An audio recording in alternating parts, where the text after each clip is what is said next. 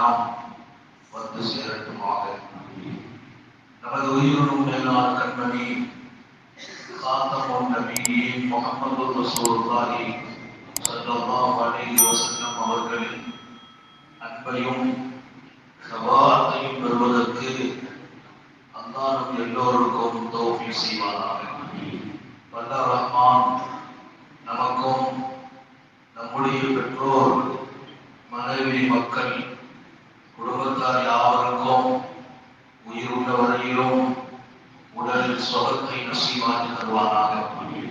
மருத்துவமனை கஷ்டம், அதன் சிரமம், செலவுகளில் இருந்து நிரந்தரமான பாதுகாப்பை அல்லாஹ் எல்லோருக்கும் கொடுத்தருள் புரிவானாக. வானம் பூமியினுடைய ஆபத்துகளை விட்டோம், முஸ்லிமத்துகளை விட்டோம், கெட்ட முடிவுகளை விட்டோம் நம்மையும் நம் குடும்பத்தையும் பாதுகாக்க அருள் புரிவானாக.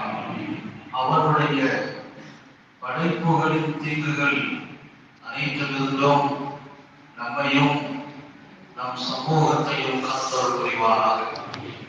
அல்லாஹ்வின் மகத்தான பேரருளால் சிறப்பான எங்களுடைய பாக்கியம் நிறைந்த ஷேகுனா அல்லாமா அஹ்மது கபீர் ரஹ்மத்துல்லாஹி அலைஹி அதற்கு பெருந்தகையின் பிரதான கலீஃபாவாக இன்றைக்கும் தமிழகம் மாத்திரமில்லாமல் கடல் கடந்த நாடுகளிலும் அவர்களின் இல்ல திருமணத்தில் அன்பு மணாளர் அவர்களின் அருமை முதல்வர் மைசூர் ரஹ்மான் மணாளரோடு அன்பு சகோதரர் அப்துல் மாலிக் அவர்களின் செல்வ புதல்வி ரோஷன் சமீகா மலாடி கரபிடிக்கும் பாக்கியமான நிக்காஹுடைய மஜ்லிஸ். இங்கே சமூகத்தினுடைய உயிரோட்டமான உலமாக்கள் நிரம்ப இருக்கிறார்கள். சமூக பெருமக்களும் ஜமாத்துடைய பொறுப்பாளர்களும் கலந்து இருக்கிறோம். காத்தமுன் நபியின் ஸல்லல்லாஹு அலைஹி வஸல்லம் என்னை பாருங்கள் என்கிறார்கள். குடும்ப வாழ்க்கை, நான் யாரை பார்த்தாலும் தோற்று போவேன், யாரை முன்மாதிரியாக எடுத்தாலும் இந்த வாழ்க்கையில் விமோசனம் இல்லை. இந்த வாழ்க்கையில் ஆன்மீகத்தில் வென்றவர்களும் அரசியலில் வென்றவர்களும் சமூக வாழ்வில் உயர்ந்த இடத்தில் இருந்தவர்களும் பல பேர் இல்லறத்து தோற்று போனார். மனைவிக்கு நல்ல பேர் வாங்கியதில்லை. நான் அரசியல் தலைவர்களை மாத்திரம் சொல்லவில்லை, ஆன்மீக தலைவர்கள் பல பேர் குடும்பத்தில் நல்ல பேர் வாங்க. இனி நான் யாரை சொல்வது? என் மனைவியர்களை கேளுங்கள். நான் ஒரு நல்ல கணவன் என்று உலகத்தில் சொல்லும் யோக்கிய அம்சம் சர்க்காரியாளர் ஸல்லல்லாஹு அலைஹி வஸல்லம் அவர்கள் இருந்தார். அன்னை ஆயிஷா சொல்வார்கள், 1000 இடத்தில் நான் சொல்லியிருப்பேன், ஒரு நல்ல மனைவி, நல்ல கணவன் எங்கே அங்கீகாரம்? பெருமான் ஸல்லல்லாஹு அலைஹி வஸல்லம் வீட்டில் அவர்கள் எப்போது இல்லையோ, வீட்டை விட்டு வெளியே இருப்பார்கள், ஆனால் வழி மீது வெளி வைத்து காத்திருப்பேன் என்று என் பெருமான் வீடு திரும்புவார்கள். வழி மீது வெளி வைத்து காத்திருப்பேன். வல்லல் நபிகள் ஸல்லல்லாஹு அலைஹி வஸல்லம் எப்போ வீட்டுக்கு வருவார்கள்? ஏன்? எங்கள் வீடு அவர்கள் இருக்கும் போதுதான் அது மங்களமும் மகிழ்ச்சியும் கலகலப்பும் சந்தோஷமும். ஒரு மிகப்பெரிய ஆன்மீக தலைவர் இரவு நின்று வழங்கியதில் அவர்கள் பெற்ற இடத்தை இன்னொருவர் பெறவே முடியாது. அல்லாஹ்வோடு பெற்ற தொடர்பை உலகத்திற்கு சொன்னார்கள். அந்த தொடர்புக்கு நாம் வருவதற்கு லட்சம் வருடம் இருந்தாலும் கிடைக்காது. அல்லாஹ்வின் தொடர்பில் அவரது புனிதமான நெருக்கத்தில் ஆன்மீகத்தில் உச்சபட்சமான இடத்தை பெருமான் ஸல்லல்லாஹு அலைஹி வஸல்லம் பிடித்திருக்கும் நிலையில் வீடு எப்படி இருக்கும் ஆயிஷா? வீடு கலகலப்பாக இருக்கும்.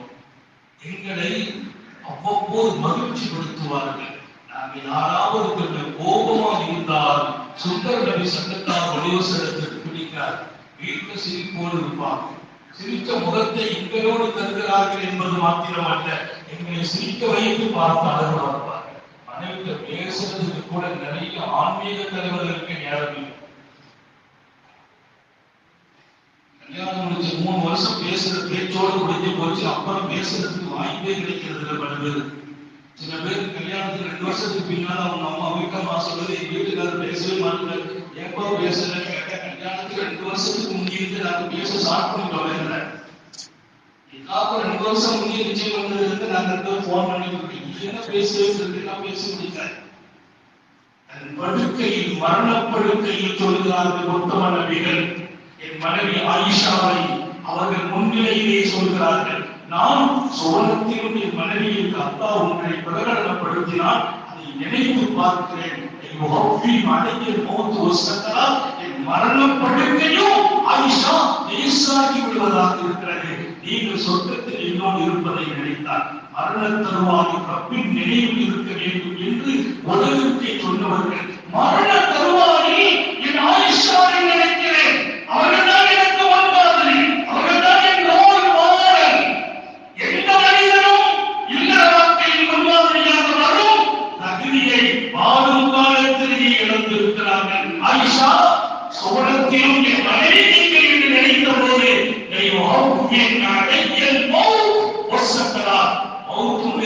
போச்சு. சக்கராத்து தெரியல. இங்கே மனைவியை மகிழ்விக்கும் இடம் மேலும் இருக்குதான்னு கேட்டேன். மனைவிக்கு சந்தோஷம் கொடுக்கிற இடம் வேற ஏதாவது இருக்குதான்னு கேட்டேன். பெருமானாரை பெற்ற ஆயிஷா, எங்கள் வீடு வந்தால் வீடு கலகலம். இமாம் புகாரி ஒரு செய்தியை சொல்வார், ஆயிஷா, ஆயிஷா கதை சொல்லுங்கள், நான் கேட்க வேண்டும். யாரு? உலகத்தின் வழிகாட்டு முகமது ரசூலுல்லாஹ். பெருமானாரை நன்கு புரியலங்கிறது நிறைய கட்டத்திலே நான் பார்க்கும் பல செய்திகளுக்கு பின்னால் அறிஞர் ரப்பனை எவ்வளவு அறிய வேண்டியிருக்கு. ரப்பனை அறிஞ்சிட்டுங்கிற இடத்துல எப்போது வருகிறாயோ அதான் இவ்வளவு அறிவி சொல்வார். அப்போதுதான் அந்த வாசனை நுழைகிறார். ரப்ப அறிஞ்சிட்டோம், அந்த கட்டம் உனக்கு கிடைக்கிற போது வாசலில் நுழைகிறார். உத்தம நபி ஸல்லல்லாஹு அலைஹி வஸல்லத்தினுடைய வாழ்க்கையின் ஒவ்வொரு பக்கத்திலும் நீங்கள் நுழைந்தால் எத்தனை புதிர், எத்தனை மகிழ்ச்சியான வாழ்க்கை. குஸ்ஸி ஆயிஷா ஹதீஸிமா புகாரி எழுதுவார்கள், கதை சொல்லுங்கள், நான் கேட்க வேண்டும். அன்னை ஆயிஷா ரலியல்லாஹு அன்ஹா சொன்னார்கள், நான் என்ன கதை சொல்லி விடுவேன்? அன்னதார் கேட்பது, என்ன கதை நான் சொல்ல முடியும்? என்ன கதை அவர்களுக்கு தெரியாது. நோக்கம் ஒன்றும் இல்லை. ஐயாவே சொல்லிட்டாங்க, நோக்கம் ஒன்றும் இல்லை. நான் கதை சொல்லணும், பெருமானார் கேட்கணும், அவங்க ரசிக்கணும், அதை பார்த்து நான் மகிழணும். அவங்க ரசிப்பை காட்டி நான் மகிழ்வதில் அவர்களுக்கு ரசனை இல்லை. நான் மகிழ்வே இல்லையா? என் பெருமான் என் வார்த்தைகளை கேட்கிறார்கள், ரசிக்கிறார்கள் என்று நான் மகிழ்கிற போது அங்கேதான் அந்த கதை சொன்ன பொருள் எனக்கு விளங்கும் என்கிறார். என்னுடைய ரசனை அவர்களுக்கு நோக்கம். நான் ரசிக்கிறேன், எதை பார்த்து? பெருமான் ரசிக்கிறார்கள். நீங்க மனைவியை சந்தோஷப்படுத்தி பேசுறதுக்கு கூட பல பேருக்கு விருப்பமே வருவதில்லை. கல்யாணம் முடிச்சு 20 வருஷத்துக்கு பின்னால மனைவி பார்த்தா அப்படி பேசுறத பார்த்து ஏதாவது நம்ம பேசுறாலே ஒழுங்கா பதில் சொல்றது இல்லை. ஒருத்தர் கேட்க நம்ம நண்பர் தான், எங்க நீங்க பிள்ளைய பார்த்துருக்கிறாங்க. அதாவது ஒரு ஆள் கேட்டார், நான் பதில் சொல்ல விஷயம் சொல்றேன். அவர் வந்து நீங்க பிள்ளைய பார்க்கிறது, பிள்ளைய கூட 15 வருஷமா குடி நடத்துறேன், 15 வருஷமா பிள்ளைய கூட தான் குடும்பம் நடத்துறேன். மாசம் ஒரு பக்குவா வந்துச்சு. என் மகன் சார் 25 வருடம் நானும் என் மனைவியும் எந்த உறவும் இல்லாமல் இருக்கிறோம். நீங்கள் வாழ்க்கைக்கான ஒரு சரியான தீர்வை தாருங்க. நான் உடனே அவருக்கு நம்பருக்கு போன் அடிச்சேன். நீங்க எந்த நாட்டில் இருக்கிறீங்க, உங்க மனைவி எந்த நாட்டில் இருக்கிறாங்கன்னு கேட்டேன். 2 பேரும் ஒரே வீட்டுல தான் இருக்கிறோம்னா, எங்க இருக்கிறீங்க? ஒரே பெட்ரூம்ல தான் இருக்கும். நான் போய் சொல்றது 32 வருஷம் ஆச்சு. ஒரே பெட்ரூம், வேற ரூம் இல்லை, 2 ரூம், ஒரே பிள்ளைங்க இருக்கு. என் மனைவி முகத்தை நான் பார்ப்பதில்லை, என் முகத்தை என் மனைவி பார்ப்பதில்லை. எப்படி குடும்ப வாழ்க்கை? என் பிள்ளைகிட்ட நான் சொல்லி விடுவேன், பெண் மக்கள் எனக்கு புரியும், அவருக்கு சொல்லுவோம் மாட்டு செய்தி சொல்லிடு, அவங்க ஆண்மகன் சொல்லி விடுவாங்க. நாங்கள் இப்படி பேசுகிறோம். இது வாழ்க்கையா? இதை விட நரக வாழ்க்கை வேறு ஒன்று உண்டா? நான் தெளிவாக சொல்கிறேன், என் மனைவியோடு நான் இருக்கும் நேரத்தில் பெறும் மகிழ்ச்சியை வேறு எங்கும் நான் பெறுவதில்லை. எப்படி ஹஜ்ஜத்தில் இன்பம் கிடைத்ததோ அதற்கு எதிரான இன்பத்தை என் மனைவியின் முகமும் அவரோடு பேசும்போது கிடைத்தது. ஏன் தெரியுமா? அங்கே நான் உணர்ந்தேன் என்று சொல்வார்கள். என் பெருமான் உணர்ந்த இடத்தில் நிச்சயம் நாங்களும் உணர்கிறோம். பெருமான்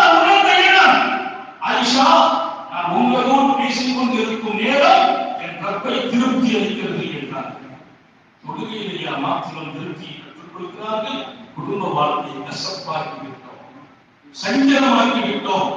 என் உணர்வுகளும் வேலைகளும் சமூக பணிகளும் எனக்கு பெருசாக தெரிவது தவறில்லை.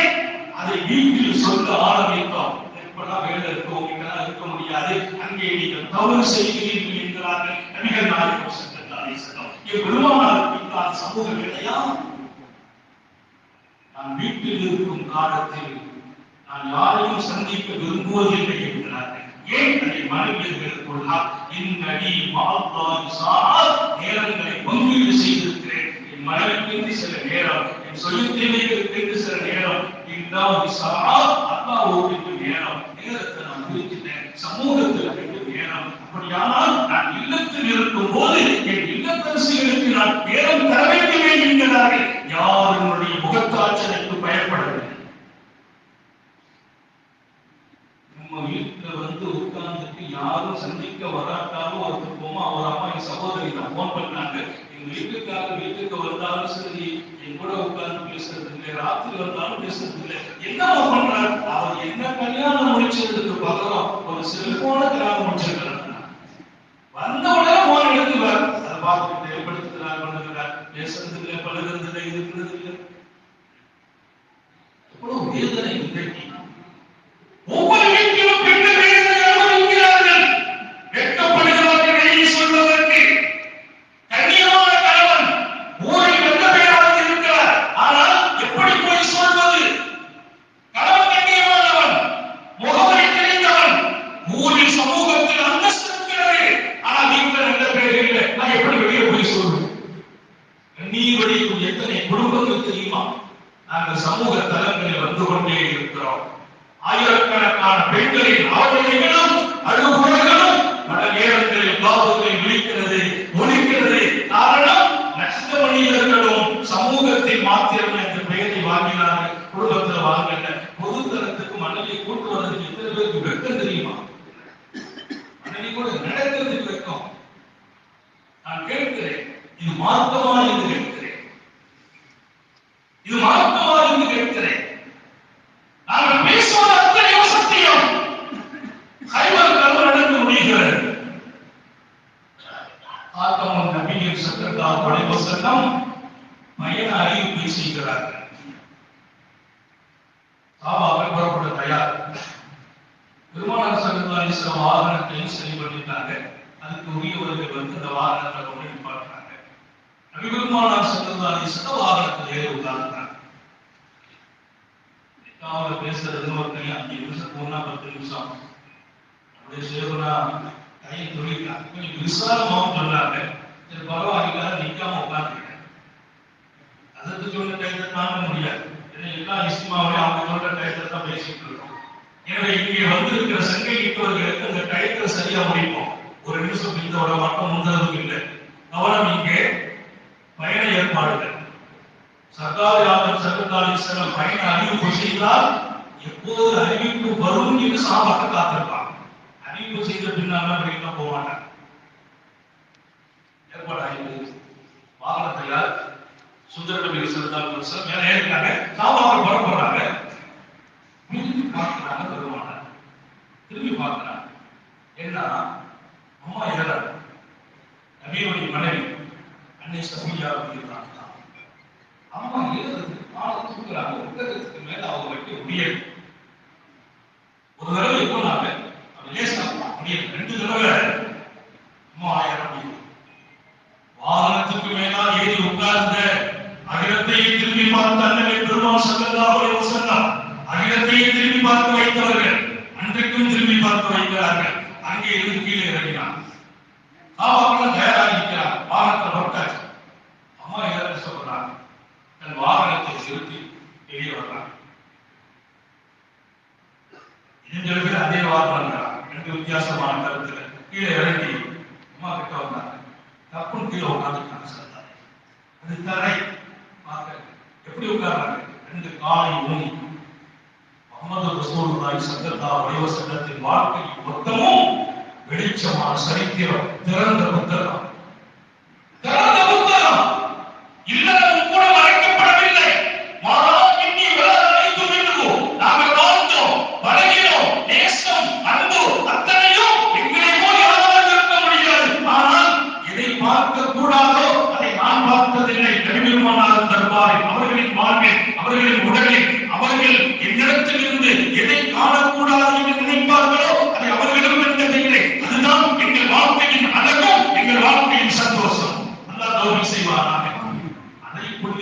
காலம் அழகாக இருக்க வேண்டும் என்பதற்கு அழகிய முன்மாதிரி உயரத்தின் அருள்படை சட்டத்தார். நம்ம கொஞ்சம் வரம்பு மீறி பல இடத்தில் கால் வைத்திருக்கிறோம். கருணை உள்ளவன் கண்டு கொண்டே இருந்தான், சபையின் பறக்கத்தான் மன்னிப்பாங்க. நானும் சொல்லுங்க, கேட்கிற ஒரு விஷயத்தில் கொஞ்சம் திரும்பி பார்த்தா கடந்த காலம் நினைவுக்கு வரும். இது போன்ற சபைகள் நம்மை பல இடத்தில் மன்னித்த இடத்தை கொண்டு தந்திருக்கிறார். ஆவியின் பதிலை செல்ல மன்னிப்பை இயேசு பார்த்திருக்கிறார்.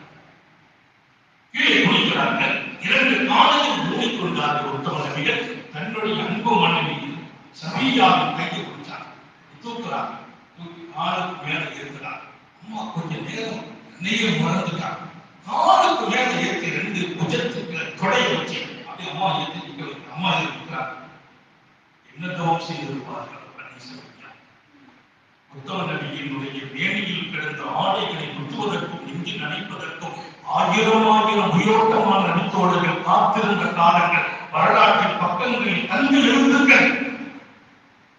தன் அன்பு அருளடைந்த மணியை இப்படி நிறுத்தி சபியாவின் கையை பிடித்து தூக்கி இதுக்கு மேல இறங்குறார், இதுக்கு மேல அம்மா இறந்தாங்க, இப்ப இது ஏண்டியாக மாறுகிறது என்ற நபியின் அருமையான வழக்கத்திலே இந்த பாகம். அம்மா அதுக்கு மேல ஒட்டகத்தில் உட்கார வச்சாங்க. ஒவ்வொருவர்களின் பார்வையும் அங்கே பயணமும் நின்று போயிருக்கிறார். எல்லாருடைய பார்வையும் மனைவி மேல பாசம் அன்பு எல்லாம் இருக்கும். அதனால அதெல்லாம் நடந்திருக்கு. எத்தனை வருஷம் தொடர்பு நினைக்கிறீங்க? 25 வருஷம், 20 வருஷம், 10 வருஷம் இல்ல. அது தெரியுமா சபியா?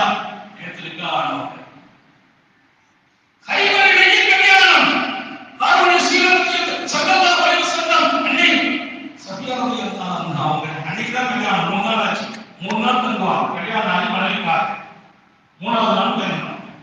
3வது நாள் மனைவிக்கு கிடைத்த ஸ்தானம், மனைவிக்கு கொடுத்த இடம், மதிப்பு, மரியாதை, சபையை திரும்பி பார்க்கும் இடம், பொதுவெளியாச்சு. என் கையை மனைவி கையை நான் பிடிச்சி தூக்குனா என் மேல ஏற்றி நிற்க வைத்தால் சமூகம் என்ன நினைக்கும்? அங்கே நீங்கள் தோற்று போனீர்கள். 1000 நிமிடங்களில் உங்கள் மனைவியின் உள்ளங்களை காயப்படுத்துகிறீர்கள். ஒரு தரத்துக்கு சில நாகரிகம் இருக்கு, ஒழுக்கம் இருக்கு. அந்த நாகரிகத்தின் ஒழுக்கத்தில் நம்பிய தவிர இன்னொருத்தர் கற்றுக் தர முடியாது. தேவை ஒரு கட்டத்தில் இன்னைக்கு நம்ம ஒரு சேரத்துக்கு போடலாமா? மணியை கொடுக்க வேண்டும். மாண்பாளர்கள் மனைவி ஏற கஷ்டப்படுறாங்க, ஒரு சேரையாச்சும் போடலாங்க. வேண்டிய இடத்துல நம்ம கஷ்டப்படுறது. ஒரு சட்டம் போடுற கால்வழி இருக்கிறது பயணமாக நினைக்கிற உடைந்து போகிறார். மகிழ்ச்சிக்கும் நிகழ்ச்சிகள் பல நேரங்களில் காயப்படுத்தியே கொண்டிருக்கிறோம். சரியாக புரிந்து கொள்ளுங்கள். இல்லம் என்பது என் ரப்பு கிடைக்கும் இடம். என் மனைவி அவன் சந்தோஷத்தில் அல்லாஹ்வும் ரசூலுமே கிடைப்பார்கள். அவங்க சொர்க்கமே நம்மதான் சொல்லுவாங்க. நிறைய அறிஞர்களும் புலவர்களும் திருமணம் சொர்க்கத்தில் நிச்சயமாக இருக்கிறார்கள். எதுக்குனாலும் ரொம்ப யோசிச்சு சொல்லுவாங்க, மனிதானிச்சு சொல்லுவாங்க. திருமண சொர்க்கத்தில் நிச்சயமாக்குதோ இல்லையோ, மணாளரை கூப்பிட்டு மணாலை கூப்பிட்டு உங்கள் திருமணம் தான் சொர்க்கத்தையே நிச்சயமாக்கி தருகிறார். திருமணம் சொர்க்கத்தில் நிச்சயமாக்குதோ இல்லையோ, அரசியலின் செய்தி அல்ல, ஆய்வுக்கு உட்பட்ட செய்தி அல்ல. உண்மையில் யோசிக்க வேண்டிய விஷயம், ஒரு மனைவி ஒரு சொர்க்கத்தை தீர்மானிக்க வேண்டும். ஒரு பெண்ணின் கணவர் தான் அவர் சொர்க்கத்தை தீர்மானிக்க. கணவனுடைய திருப்திக்காக பெண் சொர்க்கத்துக்கு போக முடியாது. மனைவியை சந்தோஷப்படுத்தாம கணவன் நிம்மதியா சொர்க்கம் போக முடியாது. தாய்க்கு கொடுத்த தகுதியெல்லாம் ஆரத்துக்கும் தந்து பேசியவர்கள் தாகாரம் சத்தத்தாக வழிவசம். எனவே உலகத்தை இயக்க வைக்கிறார். குடும்ப வாழ்க்கை என்பது இப்போதும் சொல்லுகிறேன், நம்ம வாழ்க்கை நம்ம சரியாக. நான் மணமகனுக்கு மாத்திரம் பேசல, அவர் பெரிய சேவனுடைய தர்பாரை வளர்ந்தவர், பண்பட்டு இருப்பார். இன்னும் அழகாக நடக்க வேண்டும் என்று ஆதரவு வைக்கிறோம். எல்லாருக்குமாக சொல்கிறேன், குடும்ப வாழ்க்கை கலகலப்பாக இருக்க வேண்டும். அது கலகமாக மாறக்கூடாது. மகிழ்ச்சியாக இருக்க வேண்டும், மங்களமாக இருக்க வேண்டும். இன்று துவங்கும் மங்களம் மன்னரையிலும் மாத்திரமல்ல, மசனில் மாத்திரமல்ல, சோழத்திலும் தொடர வேண்டும். என் மனைவியோடு நான் சொல்லும் போது நான் தான் கேட்கிறேன், ஊரின் நீ பெண்ணில் எனக்கு விருப்பமில்லை என்று ஊரின் நீ கொடுத்தாக்கு மனைவியை கூட சொத்தவன் இந்த பெண்கள் எனக்கு சொந்தத்தின் துணை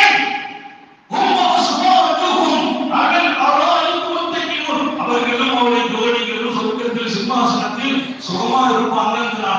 ஊரில் நீங்க கசி எழுதுறவங்க ரொம்ப குறைவானவங்க. எல்லாருமே இங்க மனைவி கணவனா இருந்தவங்க அங்கேயும் மனைவி கணவனா இருக்கணும். கணவன் மனைவி அங்க இருக்கணும்னா என் மனைவியோடு நான் மிகப்பெரிய மார்க்க பணியை மாற்ற வேண்டும். அல்லாஹ்வின் நினைவை என் மனைவிக்கு தர வேண்டும். அவன் தொடர்பில் என் மனைவியை ஆக்க வேண்டும். முத்தமனவின் சுண்ணத்தின் கீழ் என் மனைவி நின்று வாழ்வதற்கு எல்லா ஏற்பாடுகளும் செய்ய வேண்டும். அதேபோல் ஒவ்வொரு பெண்ணும் தன் கணவனை அல்லாஹ்வின் நினைவு வைக்க வேண்டும். இந்த பெண்மணி தெரியுமா?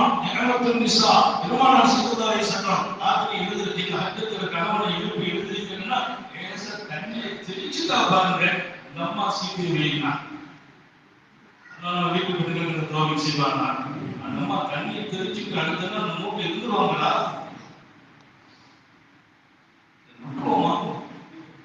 நானும் கஷ்டப்பட்டு ராத்திரி 1 மணிக்கு வந்து தூங்குறதுக்கு தண்ணியை தெளிக்கிறவங்க எவ்வளவோ தெரியுது உனக்கு. அப்படியெல்லாம் பேசி ஏதோ நமக்கு ஒரு வீரியத்தை பெற்றுக் கொள்வதை போல் நினைக்கிறோம். ஆணாதிக்கத்தை இஸ்லாம் விரும்பாது. என் மனைவியின் வாழ்க்கை பார்ட்னர்ஷிப் என் ரப்பை நான் அடைவதற்கு என் மனைவி தோள் கொடுக்க வேண்டும். அஸ்அலுக மர்ஹத்தன் சாலிஹத்தன் முஈனத்தன் அலா அம்ரி தீனி. பெருமானார் ஸல்லல்லாஹு அலைஹி வஸல்லம் சொன்னாங்க, அல்லாஹ்ட்ட நான் கேட்கிற முத்தாய்ப்பான 4 விஷயங்களில் ஒன்று மர்ஹத்தன் சாலிஹத்தன் முஈனத்தன் அலா அம்ரி தீனி. நல்ல மனைவி. அந்த மனைவி எப்படி இருக்கணும்? என் மார்க்கத்திற்கு தோள் கொடுத்து தொழிலுக்கும் மனைவி தர வேண்டும். அல்லாஹ் எல்லாருக்கும் அப்படி மனைவி செய்வார்களாக. மனைவி புருஷ கேட்கிறது இருக்கிறது அப்படி ஆக்கி வைப்பார்களாக. எல்லாரும் எப்படி இருக்க வேண்டும்? மர்ஹத்தன் சாலிஹத்தன் முஈனத்தன் அலா அம்ரி தீனி. தீனுக்கு தோள் கொடுத்து தொழிலுக்கும் மனைவி. இன்னைக்கு நான் நிறைய கூட்டத்தில் சொன்னேன், நான் தாடி பெருசா வச்சது கல்யாணத்துக்கு பின்னால். ஏதாவது சின்ன தாடி வச்சது அப்புறம் கொஞ்சம் வளர்த்து வீட்ட மாட்டேன் எப்படிமா இருக்கு அழகா இருக்கு. அப்புறம் கொஞ்சம் வளர்த்து எப்படி இருக்கு அழகா இருக்கு. அப்புறம் கொஞ்சம் ஏன் எங்கிட்டயே கேட்கிறீங்கன்னாங்க. தீனை நான் வளர்ப்பதும் உங்க திருப்தி இருந்தால் நல்லா இருக்கும்னு. ரொம்ப அழகா இருக்குதுன்னாங்க. இன்னைக்கு இவ்வளவு பெருசாக்கிட்டேன். இன்றைக்கும் மகிழ்கிறார்கள். அவங்க வயசு கேட்டா நீங்க சந்தோஷம் தான் படுவீங்க. அதற்கு 10 நாள் கேட்கறத நிறைவுபடுத்துகிறேன். அவங்க எங்களுக்கு எதிர்பார்ப்பது ஒன்றும் அல்ல, தீனை. இந்த தீனை நம்ம புரிந்து கொண்டால் இதுதான் வாழ்க்கை. எனவே மனாலுக்கும் மனானிக்கும் இங்கே நான் துஆ செய்வதோடு உங்கள் எல்லோருக்குமாக சொல்கிறேன், என்னுடைய தீன் என் மனைவி புரிந்து கொள்ள வேண்டும். அவர்களை நாம் புரிந்து கொள்ளும் இடத்தில் ஆக்க வேண்டும். மார்க்கப்பட்டுடையவர்களாக ஆக்க வேண்டும். குடும்பத்தை கலகலப்பாக்குங்கள், மகிழ்ச்சியாக்குங்கள், மங்களமாக்குங்கள். அவர்களை புரிந்து வாருங்கள். இன்னும் தெளிவாக சொல்வேன், அவர்களுக்காக விட்டுக் கொடுத்து வாருங்கள். அதை விட தெளிவாக சொல்கிறேன், அவர்களை உங்களை விட தேர்ந்தெடுத்து வாருங்கள். அதுதான் மாணவி கற்றுக் கொடுத்த அருமையான வாழ்க்கை. அண்ணலார் தன் மனைவியர்களின் தர்பாரில் அழகான பேர் எனக்கு உண்டு என்றார்களே. இருக்கும் அகடி என் மனைவியர்களுக்கு நல்ல கணவன் என்ற பெயரை பெற்றுவிட்டேன் என்றார்களே. அவங்க விரும்புவது திருமணம் நல்ல மாற்றிக்குவார்கள். மனைவிக்காக நீங்கள் மாறுங்கள். மார்க்கம் அனுமதிக்கும் இடத்தில் உங்களுக்காக அவங்களும் மாற வேண்டும். மார்க்கம் அனுமதிக்கும் இடத்தில் அப்படி ஒரு வாழ்க்கை நாம் வாழ்த்து விடுவோமையானால் அல்ஹம்துலில்லாஹ் இந்த குடும்ப வாழ்க்கை தான் சுன்னத்தானது. மாணவியின் வழியில் உள்ள வாழ்க்கை. இன்னொரு பக்கம் என் சொர்க்கத்திற்கும் நிம்மதியை தரும். எங்கள் வீடு வாழும் காலத்திலே சொர்க்கமாகும். சஞ்சலங்கள் இல்லாத வீடாகிவிடும். அல்லாஹ் தௌஃபீக் செய்வானாக. அப்படிப்பட்ட அருமையான வாழ்க்கையை இந்த மணமக்கள் வாழ்ந்து உலகத்தின் முன்மாதிரி பிள்ளைகளை பெற்றெடுக்க தௌஃபீக் செய்வானாக. நாம் பெற்ற பிள்ளைகளை கண்குளிர்ச்சியாக்கி வைப்பானாக. நமது பிள்ளைகள் இல்மில், ஈமானில், அமலில், ரிஸ்கில் இரக்கமுள்ள ரப்பு பரக்கத் செய்வானாக. நமது பிள்ளைகளுக்கு உரிய காலங்களில் பொருத்தமான ஜோடிகளோடு திருமணங்களை நசீபாக்குவானாக. திருமண வாழ்வில் நமது பிள்ளைகள் அவர்களின் கணவனோடு, நமது ஆண் மக்கள் அவர்களின் மனைவியர்களோடு ஒருவர் மற்றவரை புரிந்து கொண்டும் விட்டுக் கொடுத்து ஒருவரை மற்றவர் தேர்ந்தெடுத்தோம். முத்தமனவி ஸல்லல்லாஹு அலைஹி வஸல்லத்தின் வழி நின்று வாழ்வாங்கு வாழ அல்லாஹ் தௌஃபீக் செய்வானாக. சோழத்திலும் இந்த உறவை தொடர வைப்பானாக. ஆண் பெண் குழந்தைகளை அல்லாஹ் இந்த மணமக்களுக்கும் நமது பிள்ளைகளுக்கும் வழங்குவானாக. ஹயாத்து வரையிலும் படுக்கையில் விழுந்து விடாமல் பாதுகாப்பானாக. யாருக்கும் சுமையாகி விடாமல் பாதுகாப்பானாக. விடும் மூச்சும் எழும் பேச்சும் அவன் சிந்தனையாக்குவானாக. ஓடும் ரத்தம் அவன் அன்பும் இஷ்டும் கடந்து ஓட வைப்பானாக. என் இரவு அவனை கொண்டே நிம்மதி கிடைக்க வேண்டும், என் பகல் அவனை கொண்டே நிம்மதி கிடைக்க வேண்டும். இல்லை இல்லை, என் இரவாக அவனாக வேண்டும், என் பகலாக அவனாக வேண்டும். அங்கே அவன் என் முன்னால் காட்சி அளித்தால் என் இரவு எத்தனை ஆண்டிலும் சுகம், என் பகல் எத்தனை ஆண்டிலும் சுகம். அல்லாஹ் தௌஃபீக் செய்வானாக. ஆஸ்பத்திரி வாழ்க்கையிலிருந்து நம்மையும் நமது குடும்பத்தையும் பாதுகாப்பானாக. செலவு செலவுகளிலிருந்து பாதுகாப்பானாக. நீண்ட நெடிய நாட்கள் நோய் நொடிகள் இல்லாமல் உடல் ஆரோக்கியத்தோடு மனநிலையோடு இன்பத்தோடு அல்லாஹ்வை நின்று வணங்கி வழிபட்டு வாழும் நசீபையும் பாக்கியத்தையும் எல்லாம் வந்த அல்லாஹ் உங்களுக்கும் எனக்கும் நம்மை ஈன்றெடுத்த தாய் தந்தையர்களுக்கும் நமது மனைவி மக்கள் உற்றார் உறவினர் யாவருக்கும் கொடுத்து அருள் புரிவானாக. நமது உயிரினும் மேலான கண்மணி ஆதம் நபியின் சர்க்கார ஆதம் சுந்தர நபிகள் ஸல்லல்லாஹு அலைஹி வஸல்லம் அவர்களை நனவிலும் கண்டுகளிக்கும் பெரும் பாக்கியத்தை அல்லாஹ் நம்ம எல்லோருக்கும் கொடுத்தருள் புரிவானாக. நல்ல துஆக்களோடு உங்கள் எல்லோருடைய துஆவை ஆதரவைத்து, குறிப்பாக அருள் நிறைந்த உலமாக்களின் உயிரோட்டமான துஆவை ஆதரவைத்து எங்களுடைய ஷேகுல் தரீகத் அல்லாமா ஜலாலுத்தீன் தாமத் பரக்காத்துஹு அவர்களின் பரக்கத்தால் இந்த மஜ்லிஸ், அவர்களின் குடும்ப திருமணம் அல்லாஹ் எப்போதும் இதன் பிரதிபலன் துன்யாவில் மாத்திரமல்ல மறுமையிலும் தொழுகச் செய்வார்.